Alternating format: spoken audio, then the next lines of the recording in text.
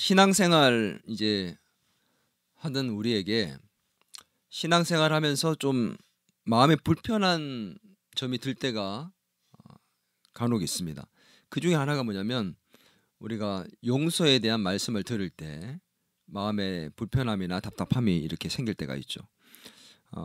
주기도문 속에서도 암송을 하다 보면 기도할 때 진심으로 기도가 되지 않고 불편해지기도 합니다. 왜냐하면 오늘 이 말씀 때문에 그렇습니다. 같이 한번 읽어볼까요? 마태복음 6장 12절 시작.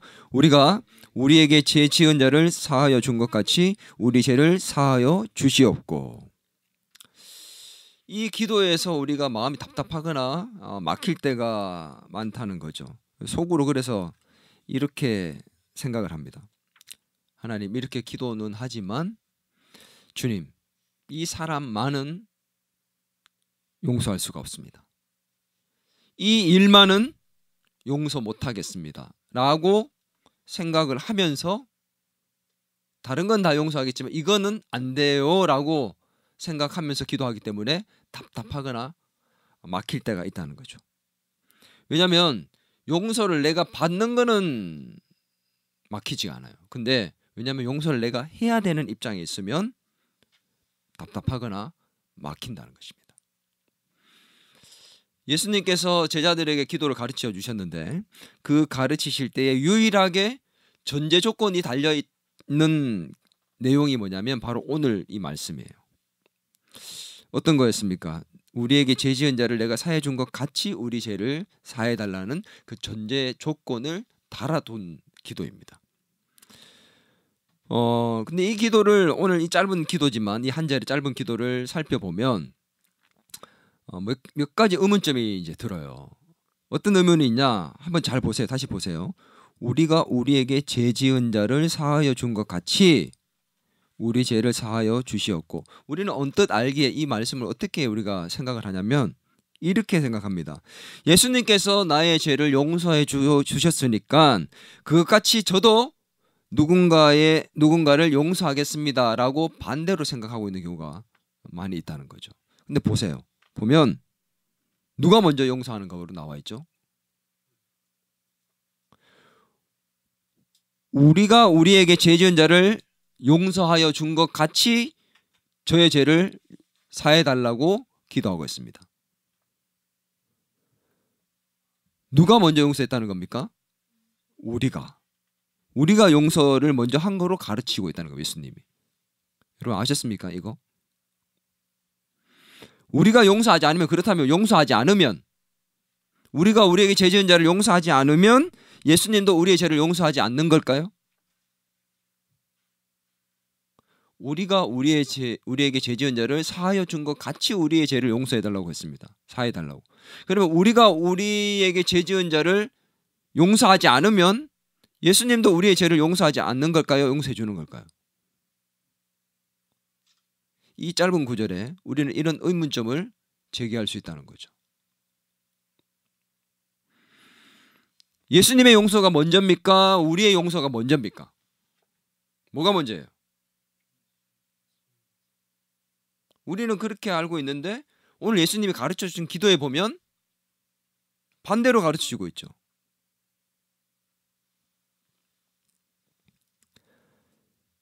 또 하나는 예수님께서 가르쳐 주신 기도의 내용에서 그리스도인들이 지켜야 될 덕목들이 너무 많아요.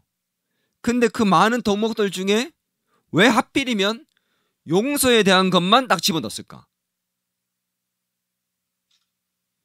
겸손, 이웃사랑, 꿈과 비전, 성령의 열매들도 많잖아요. 사랑과 희락과 화평과 오래 참음과 자비와 양선, 이런 성령의 열매들에 대해서도 집어넣을 수 있습니다. 아니, 성령의 열매를 맺는 삶을 살게 해주십시오라고 기도할 수도 있잖아요. 그런데 그 많은 그리스도인의 덕목들 중에서 용서에 대한 것을 예수님이 이 기도에 넣으셔서 가르쳤습니다. 일용할 양식 이후에 그리스도인의 덕목들 중에서 용서에 대해서 기도하라고 가르쳐 주셨다는 거죠. 왜 예수님께서 이렇게 용서에 대해서 기도를 가르치셨고 그 의미는 어떤 의미일까? 이 짧은 한 절 속에는 너무도 깊은 의미가 담겨져 있습니다. 오늘 본문을 자세히 살펴보는 가운데 예수님이 제자들에게 가르치기를 원했던 그 깊은 의미가 무엇인지 그것을 깨닫고 기도할 수 있는 저와 여러분이 되었으면 좋겠습니다. 그리고 더 나아가서 아직도 누군가의 이름을 떠올리기만 해도 가슴이 답답하고 조여오는 분들이 있다면 오늘 말씀 가운데 그 마음을 하나님께서 풀어주시는 그 치유와 회복의 손길을 경험할 수 있게 되기를 주의 이름으로 축원합니다. 오늘 이 짧은 이 한 절 속에 우리가 깊은 의미를 알기 위해서는 사실은 원어의 헬라어에서 어떤 뜻인지를 살펴봐야지만 이 깊은 의미를 이해할 수가 있어요. 그래서 조금 어렵지만 오늘 원어들을 조금 살펴보는 가운데 그 의미를 살펴보려 합니다. 자, 먼저 죄라는 단어가 나오잖아요, 그죠? 우리에게 죄 지은 자라 얘기하는 우리에게 지은 죄에 대해서 죄, 그리고 내가 지은 죄인 나의 죄, 이 죄라는 단어가 나옵니다. 이 죄라는 단어는 한번 따라합니다. 오페이레마. 따라하세요. 오페이레마. 이 단어는 단순한 죄를 의미하는 단어가 아닙니다. 죄라는 단어인데 이 단어는 어떤 의미가 들어있냐? 빚, 부채. 그러니까 오페이레마는 법적인 채무와 반드시 갚아야 되는 그 빚에 대한 의미가 담겨져 있다는 거죠. 그래서 원어 성경에서 죄는 뭘 얘기하냐면 하나님께 진 빚, 채무, 그것을 의미하는 겁니다. 이해됩니까? 빚을 진 사람은 그 빚을 다 갚기 전까지는 빚에서 자유로울 수가 없어요. 여러분, 빚 지면요 매달 원금도 갚아야 되고 이자도 갚아야 되면 그 빚이 다 없어질 때까지 계속 빚에 대해서 생각하고 매여서 살게 됩니다. 또 갚아야 되는데, 이번 달 또 갚아야 되는데, 계속해서 빚에 매인 삶을 살게 되는 거죠. 저는 한평생 살아봐가지고 잘 아는데 여러분 알지 모르겠어요. 예. 이 빚이라는 것은 해결될 때까지 거기에 매여 살게 되어 있습니다. 근데 하나님과 인간관계 속에서 인간이 하나님께 진 빚, 죄의 빚, 이 빚은 인간이 아무리 힘을 쓰고 노력을 해도 도저히 갚을 수 없는 정도의 엄청난 빚입니다. 여러분이 하나님께 진 빚 갚을 수 있겠습니까? 뭐로 갚을래요? 우리가 지은 죄의 이 빚을 도저히 갚을 수가 없어요. 우리가 우리의 힘과 노력으로 도저히 갚을 수가 없는 정도입니다. 그래서 이것을 해결할 수 있는 유일한 해결책은 하나님께서 그 빚을 탕감해 주는 것밖에 없어요. 뭐라고요? 탕감해 주세요. 없애주는 거. 도저히 못 갚으니까 내가 이제 안 갚을게. 너 못 갚을 거 알겠다. 라고 하나님이 그냥 없애주는 거. 탕감. 용서와 사면인 거죠. 마태복음 18장에서 불의한 종의 비유가 나옵니다. 그 비유에서 이 내용이 적절하게 잘 표현된 것 같아요. 마태복음 18장 23절에서 27절을 한번 읽어볼까요? 조금 길지만 같이 한번 읽어보겠습니다. 시작.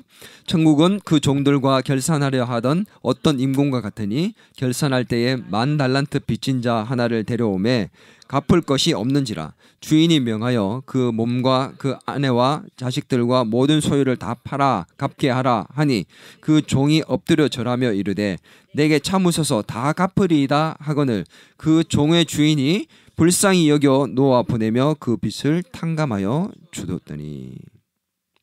10,000달란트 빚진 자, 그 당시에 10,000달란트는 그리고 이 사람이 어떤 사람이에요? 신분이 종이에요. 종이 뭘 해가지고 10,000달란트 빚졌는지 모르겠지만 10,000달란트를 종이 빚졌다는 거는 그 당시로 볼 때는 도저히 갚을 수가 없는 금액입니다. 종으로서는. 갑자기 종이 뭐 그 당시에 주식이 있어가지고 빵 터져가지고 갚을 수 있겠냐? 그런 게 아니잖아요. 그 당시에는 도저히 갚을 수 없는 금액을 10,000달란트라고 생각하는 거예요. 주인이 그것을 갚으라고 했습니다. 보세요. 말씀에 보면 뭘 팔래요? 너 몸도 팔고 아내와 자식과 모든 소유를 다 팔아서 갚아라. 근데 그걸 다 팔면 갚을 수 있는 금액일까요? 그래도 못 갚습니다. 주인이 그걸 몰랐을까요? 알고 있죠. 아는데도 그렇게 얘기를 했습니다. 근데 그 말을 들었던 종이 뭐라고 얘기를 했습니까? 참아달라고 얘기하면서 뭐라고 얘기합니까?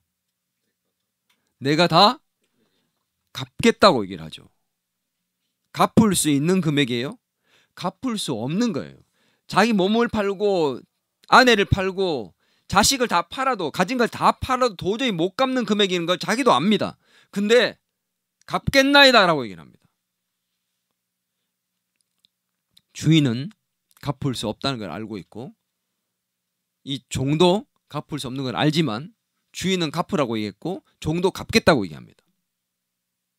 주인은 왜 알면서도 갚으라고 얘기했고 종은 왜 이렇게 갚을 수 있다고 얘기했을까요?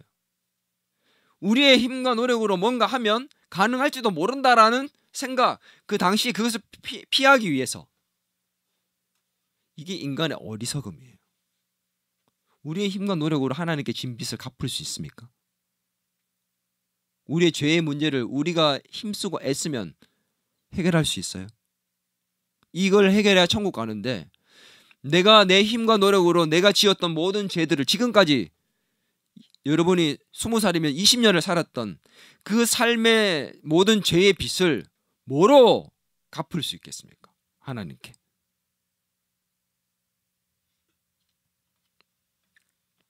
갚을 수 없는 거예요. 하나님도 그걸 아세요. 근데 우리는 어리석게도 갚을 수 있는 것처럼 생각합니다. 그걸 보여주고 있는 거죠. 주인이 종의 빚을 탕감해 줬습니다. 탕감해 준 이유가 뭐였죠? 뭐 때문이라고 나옵니까? 불쌍히 여겨서.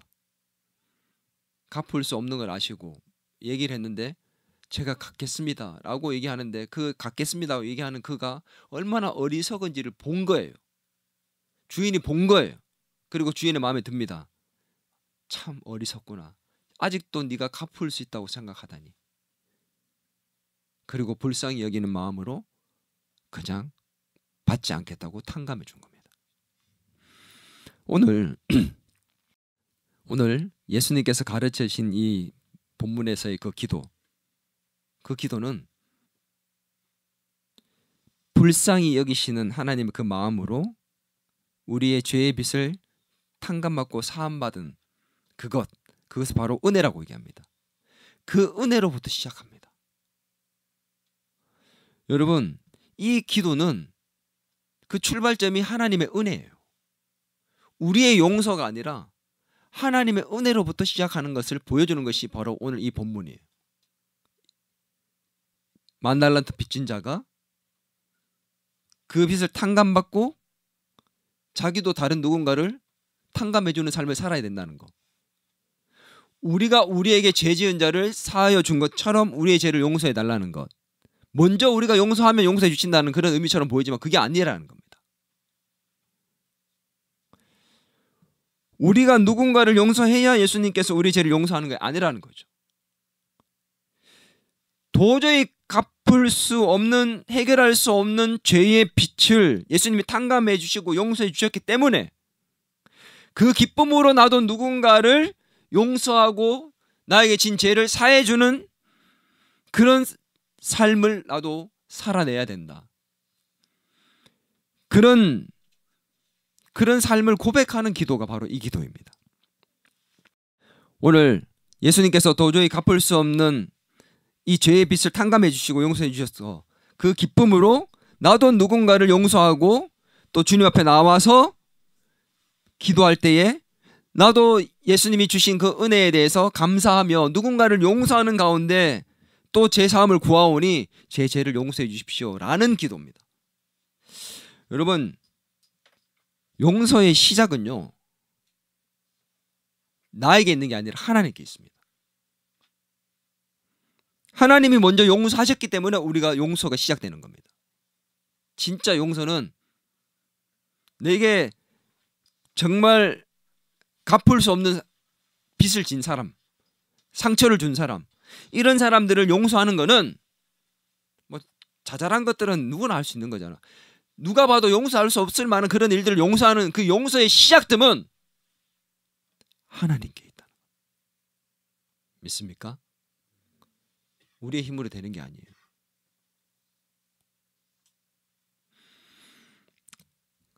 예수님이 우리의 그 죄를 용서하는 그 용서가 있었기 때문에 우리도 용서하는 삶을 살아야 된다는 것을 보여주는 본문입니다. 저와 여러분에게 죄사함의 놀라운 은혜가 있었습니다. 임했습니다. 믿습니까? 이 은혜와 기쁨과 감사가 얼마나 여러분에게는 넘치고 있습니까? 그것이 드러나고 여러분에게 있는 그 죄사함에 대한 예수님께서 나의 그 죄를 용서한 것에 대해서 기뻐하고 감사하는 것들을 표현하고 드러내는 우리의 믿음의 표현이 뭐냐면 그게 바로 누군가를 용서하는 거예요.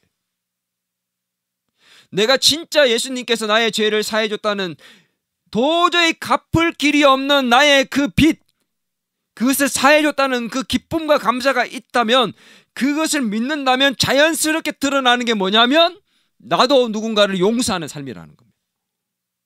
반대로 생각하면 어떻게 될까요?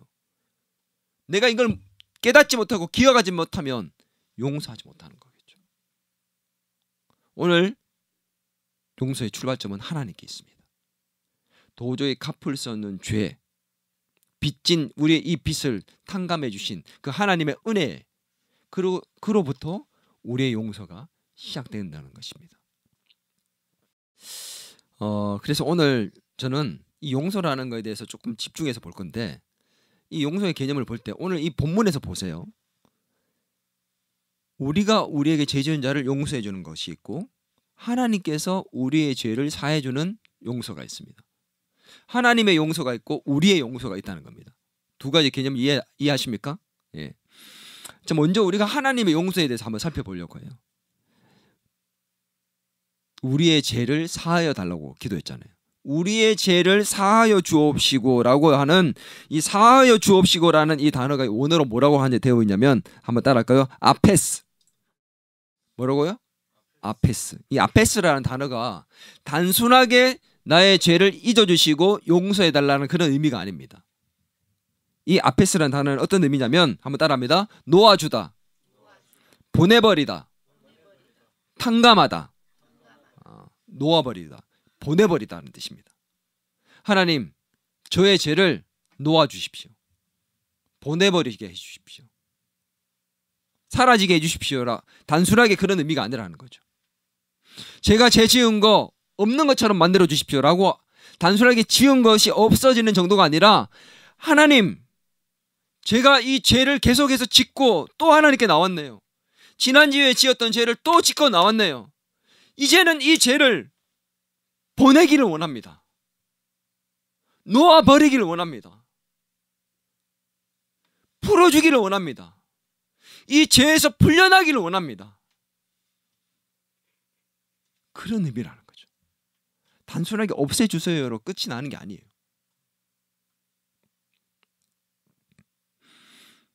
나의 죄를 놓아버리고 보내버리고 이 죄의 사슬을 끊지 못하는 것들을 끊고 싶어하는 그 기도의 내용이 담겨져 있다는 거죠. 또 한 가지는 내 죄에 대해서 보내버리고 놓아버리는 것도 있지만, 내가 받은 상처, 누군가로부터 그 사람이 나에게 죄를 지어서 내가 겪게 된 아픔, 고통, 이걸 붙들고 살아가는 것도 어떻게 해요? 놓아버리고 보내버려야 한다는 것입니다. 오늘 이 기도 속에는, 사하여 달라는 것 속에는 이런 의미가 담겨져 있다는 거죠. 놓아버리다, 보내버리다. 우리는 벗어나지를 못합니다. 제가 얘기했죠. 빚진 사람들은 이게 해결될 때까지 매여서 산다고. 보내지 못하는 거예요.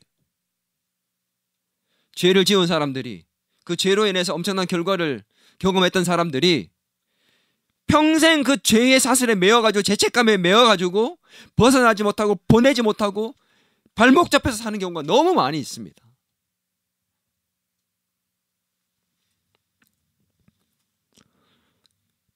죄의 빚으로 파산할 지경에 이르렀던 우리에게 예수님께서 우리의 죄의 빚을 탕감해 주시면서 이렇게 말씀하십니다. 이제 그만 놓아주어라. 내가 너의 죄를 놓아줬으니 너도 놓아주어라. 여러분, 예수님은 탕감해줬고 놓아줬는데 죄를 없애줬고 빚을 없애줬어요. 근데 생각해보세요. 누가 내가 진 빚 10억을 아니 100억을 당신 도저히 못 갚아. 그냥 내가 안 받는 셈 칠게. 난 돈이 너무 많으니까. 내가 가진 돈이 몇십 조니까 그거 안 받아도 돼. 그냥.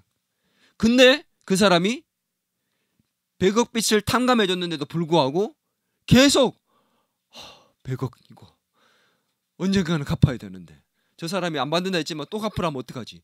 언젠가는 갚아야 되는데 매일 그러고 산다면 100억을 탕감해준 사람의 입장에서 얼마나 답답해 보이겠습니까? 얼마나 어리석어 보이겠습니까? 뭐라고 얘기할까요? 내가 안 받는다니까? 내가 탕감해줬다니까?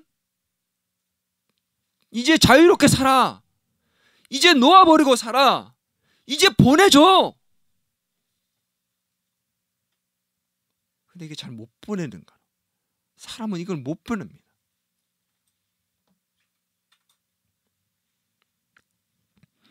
내가 내 빚을 풀어줬으니 너도 보내주고 살아라. 이게 탕감입니다. 탕감. 오늘 하나님께서 이미 풀어진 죄의 빚을 우리도 기쁨과 감사함으로 누리며 살 수 있게 되기를 주의 이름으로 축원합니다. 하나님께서 이렇게 용서하시는 것이 있는가 하면 또 우리가 해야 되는 용서가 있다고 얘기했죠. 우리의 용서에 대해서 한번 보도록 하겠습니다. 죄의 빚에서 풀려났고 기쁨과 감사가 있으면 당연히 나도 나에게 죄 지은 사람에 대해서 놓아주는 삶을 살아야 돼요. 이해됩니까? 내가 하나님께서 풀어주시고 놓아주셨기 때문에 나도 나에게 죄 짓고 나에게 잘못한 사람을 풀어주고 놓아주는 삶을 살아야 됩니다. 이게 예수님께서 우리에게 가르쳐주시는 기도예요. 여러분, 마태복음 오늘 18장에서 보면 이 10,000달란트 탕감받은 자가 이 은혜와 감사와 기쁨을 기억하지 못합니다. 누리지 못합니다. 어떻게 되는지 볼까요? 18장 28절에 34절 한번 읽어보겠습니다. 같이 읽겠습니다. 시작. 그 종이 나가서 자기에게 100데나리온 빚진 동료 한 사람을 만나 붙들어 목을 잡고 이르되 빚을 갚으라 하며 그 동료가 엎드려 간구하여 이르되 나에게 참아주소서 갚으리이다 하되 허락하지 아니하고 이에 가서 그가 빚을 갚도록 옥에 가두고는 그 동료들이 그것을 보고 몹시 딱하게 여겨 주인에게 가서 그 일을 다 알리니 이에 주인이 그를 불러다가 말하되 악한 종아 내가 빌기에 내가 내 빚을 전부 탕감하여 주었거늘 내가 너를 불쌍히 여긴과 같이 너도 내 동료를 불쌍히 여기 마땅하지 아니하냐 하고 주인이 노하여 그 빚을 다 갚도록 그를 옥졸들에게 넘기니라. 만달란트 이 탕감받은 자가 나가서 자기 종도 아니고 자기 동료를 만납니다. 자기 빚진 동료. 그 빚이 얼마였다고요? 100데나리온. 조금만 열심히 하면 갚을 수 있는 거예요. 그래서 기다려달라고 합니다. 누가 했단 말이에요? 참아달라고 했단 말이? 자기가 주인한테 했던 말이잖아요. 그러면 딱 오버랩이 돼야 될 거 아닙니까? 저건 내가 했던 말인데. 불쌍해. 그리고는 용서를 해줘야 되는 게 맞아요. 근데 기억하지 않습니다. 그리고 그 100데나리온 빚진 자를 목을 잡고 어떻게 해요? 감옥에 집어넣고 갚으라고 했다는 거죠. 이 소식을 들은 주인이 그에게 화를 냈죠. 그리고 그를 어떻게 했습니까? 옥에 가둬버립니다. 자, 질문. 주인이 이 10,000달란트 빚졌던 자를 감옥에 다시 집어넣습니다. 감옥에 집어넣은 이유가 뭘까요? 1번 빚을 갚지 않아서, 2번 자기 동료의 빚을 탕감해 주지 않아서. 이유가 뭡니까?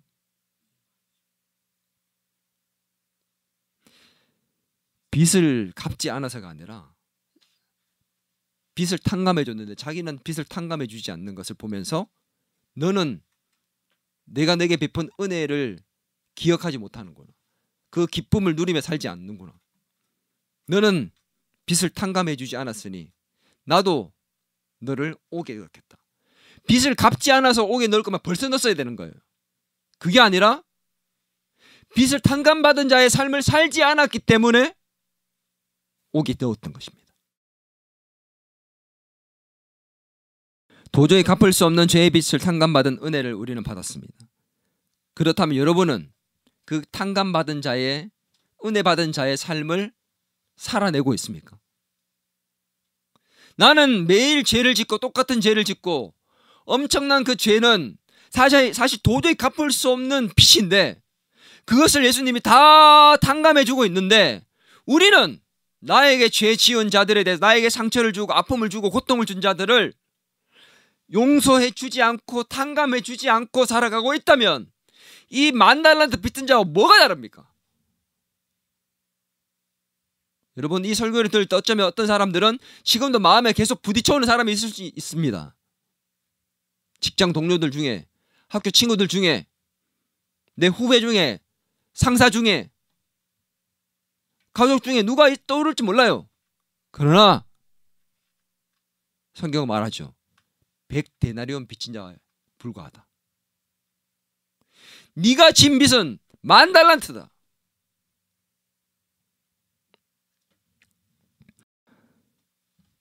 오늘 18장 35절에서 이렇게 말씀합니다. 너희가 각각 마음으로부터 형제를 용서하지 아니하면 나의 하늘의 아버지께서도 너희에게 이와 같이 하시리라. 두려운 말씀이죠. 오늘 우리의 용서를 살펴보고 있습니다. 그런데 이 우리의 용서를 살펴볼 때 우리가 주목해서 봐야 될 점이 하나가 있어요. 그게 뭐냐면 바로 시제입니다. 시제. 이 우리의 용서를 얘기하는 이 용서가 시제가 중요한데 아페카멘이라는 이 단어가 시제가 어떤 시제냐면은 과거 시제로 나옵니다. 우리가 용서를 하겠습니다라는 앞으로를 얘기하는 게 아니라 어떻게 했다고요? 우리가 이미 용서했습니다라고 얘기를 한다는 거죠. 내가 이미 용서를 했습니다. 그러니 그것처럼 저의 죄를 용서해달라고 얘기한다는 거죠. 과거 시제. 이게 무슨 말이에요? 우리의 감정 때문에 용서를 하지 않고 나와서 하나님께 죄사함을 구하는 게 아니라 나는 이미 감정을 뛰어넘어 결단하고 실천하고 왔습니다라고 말씀을 하고 기도하고 있다는 겁니다. 오늘 우리의 이 말씀을 볼 때 우리의 이 용서가 선행 조건인 것처럼 보이죠. 우리가 용서를 해야 예수님께 우리가 먼저 선행을 하고 과거 시제로 용서를 하고 와서 예수님께 죄사함을 구해야 된다는 선행 조건처럼 보입니다. 근데 그런 말씀이 아니에요. 오늘 오직 예수님을 믿는 믿음만으로 우리는 죄사함을 받습니다. 맞습니까? 우리가 죄사함을 받는 것은 누군가를 용서했는 그 선행 조건 때문에 죄사함을 받는 게 아니라 예수 그리스도를 구주로 믿는 그 믿음으로 우리가 죄사함을 받고 천국 가는 겁니다. 아멘. 그렇다면 이 말은 무슨 말일까요? 오늘 내가 지금 죄사함을 받기 위해서 기도하고 있는 이 순간, 그 순간의 기도는 무슨 죄에 대한 기도일까요? 천국 가는 것에 관계된 죄가 아니라 내가 이 세상을 살면서 짓는 내가 일상생활 속에서의 죄들을 얘기합니다. 이 죄는 지금은 이제 우리가 천국 가는데 영향을 주지 않습니다. 그러나 이 죄가 있으면 기도 응답에 문제가 생기고 이 죄가 있으면 하나님과의 관계가 문제가 생기고 우리의 마음에 평안이 없고 기쁨이 없고 감사가 사라지게 됩니다. 이 땅에서 천국을 경험하지 못하게 됩니다. 그래서 우리는 이 죄 문제를 날마다 해결해야 된다고 예수님은 제자들에게 가르쳤습니다. 목욕한 자는 이제 날마다 발만 씻으면 된다고 가르쳤습니다. 천국 갈 죄를 해결하는 것은 단번이지만 일상생활의 죄는 날마다 회개해야 되는데 그 회개를 할 때 어떻게 하라고요? 오늘 이 기도처럼 제가 예수님의 은혜를 받아 저도 누군가를 용서하고 왔습니다. 그처럼 저에게 오늘 제가 지었던 이 죄들을 사해 주시는 은혜를 베풀어 달라고 기도하는 것이 바로 이 기도라는 겁니다. 오늘 이 우리가 우리에게 죄 지은 자를 사하여 준 것 같이라는 기도 전에 어떤 기도가 나왔습니까? 우리에게 일용할 양식, 매일매일의 양식을 위해서 기도했죠. 매일매일 이 기도를 하라는 얘기입니다. 우리가 우리에게 죄 지은 자를 사하여 준 것처럼 이렇게 한다면 우리가 매일 그렇게 누군가를 용서하고 사는 게 아니잖아요. 매일매일. 그러나 우리가 그렇게 했던 것처럼 제가 예수님의 은혜 때문에 누군가를 용서했는데 지금 제가 이렇게 기도하는 죄사함을 기도할 때는 제가 그렇게 한 것처럼 예수님도 저의 죄를 사해 주십시오 라고 기도한다는 의미라는 거죠. 선행 조건으로 이게 안 되면 안 준다는 그런 의미가 아니라는 것입니다. 이해가 됩니까? 어렵지만 이해가 돼야 돼요. 이해돼요? 오늘 이 말은 무슨 말이냐면 하나님의 용서와 우리의 용서는 결코 분리해서 생각할 수 없다라는 것을 말씀하고 있는 겁니다. 뗄래와 뗄 수 없는 불가분의 관계. 예수님께서 내 죄를 사해 주셨으면 어떻게 해요? 그 도저히 갚을 수 없는 나의 죄의 빚을 탕감해 주시고 용서해 주셨기 때문에 그것을 믿는다면 자연스럽게 나도 그 기쁨과 감사 속에서 누군가의 죄를 탕감해 주고 보내주고 놓아주는 삶을 살아가는 것이 자연스럽게 이어질 수밖에 없다는 겁니다. 이걸 믿지 못하고 감사하지 못하고 감격하지 못하면 진짜 믿지 못하면 이렇게 흘러갈 수 없다는 거죠. 뗄 수 없는 건데 우리는 떼고 있습니다. 내가 용서받는 것 따로 내가 용서하는 것 따로. 근데 성경은 뭐라고 얘기합니까? 따로 갈 수 없답니다. 10,000달란트 빚진 자가 따로 했다가 감옥에 다시 갇혔죠. 내가 진짜 죄사함의 은혜를 누리고 있는 사람이라면 진짜 죄사함을 받은 그 감사와 감격과 기쁨이 있으면 나에게 죄짓고 나에게 상처를 주고 아픔을 주는 사람을 보낼 수 있습니다. 용서할 수 있고 탕감할 수 있습니다. 그런 삶을 살겠다고 고백하는 기도가 바로 이 기도입니다. 예수님은 십자가에서 이렇게 기도했습니다. 아버지, 저들의 죄를 사하여 주옵소서. 십자가에서 피 흘리며 죽는 그 자리에서 자기를 죽이는 그 원수들을 용서하셨습니다. 우리는 종종 그렇게 얘기합니다. 용서가 잘 안 됩니다. 용서해야 되는 건 알지만 용서가 잘 안 됩니다. 감정이 생기지 않는데 어떻게 합니까? 용서할 마음이 생겨야 하죠. 근데 성경은 용서는 감정으로 하는 게 아니라 우리의 결단, 뭘 보는 가운데요? 십자가를 바라보며 결단하는 거라고 말씀하고 있습니다. 여러분, 우리가 누군가를 용서하는 것은 하나님께서 나를 용서하신 그 용서 아래로 다시 우리가 들어가는 것입니다.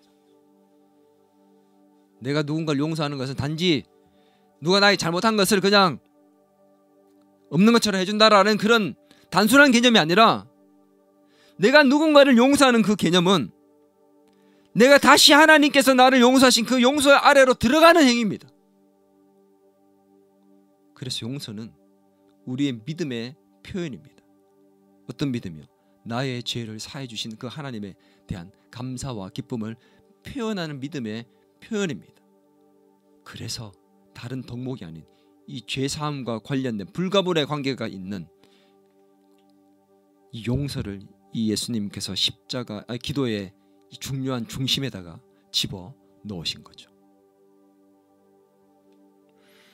여러분, 복음이 실제가 되는 것이 언제일까요? 우리가 들은 이 복음이 실제가 되는 사건, 현장이 언제일까요? 예배 드릴 때? 기도할 때? 찬양 드리고 성경을 읽을 때일까요? 복음이, 우리가 들은 복음이 실제가 되는 순간이 언제냐?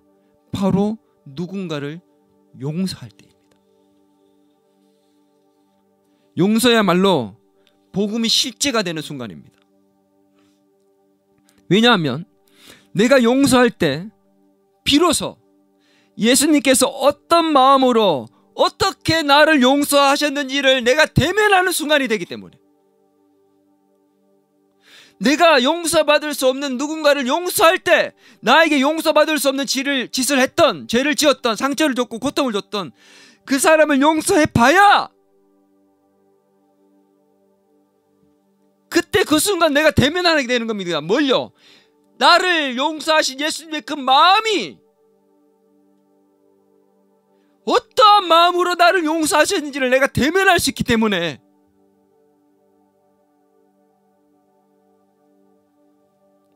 용서할 때 복음이 실체가 되는 겁니다.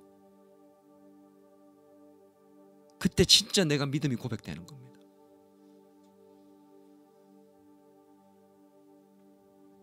예수님은 우리가 의로워서 용서하신 게 아니에요. 우리가 반성했기 때문에 용서한 게 아닙니다. 우리가 변화되었을 때 용서한 게 아닙니다. 우리가 아직 죄인 되었을 때 그리스도께서 우리를 위하여 죽으셨다고. 내가 누군가를 용서하는 거는요, 여러분 잘 들으세요. 내가 누군가를 용서하는 거는요, 그 사람의 문제가 아니라 나의 신앙과 믿음의 문제입니다. 하나님께서 그 사람을 통해서 나를 다루고 있는 사건이에요.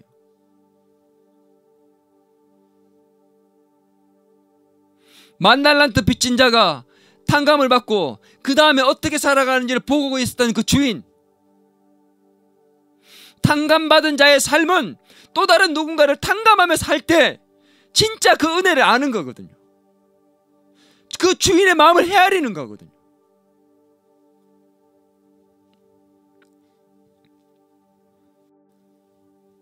저는 오늘 여러분에게 이 말씀을 함께 나누면서 도전하고 싶어요.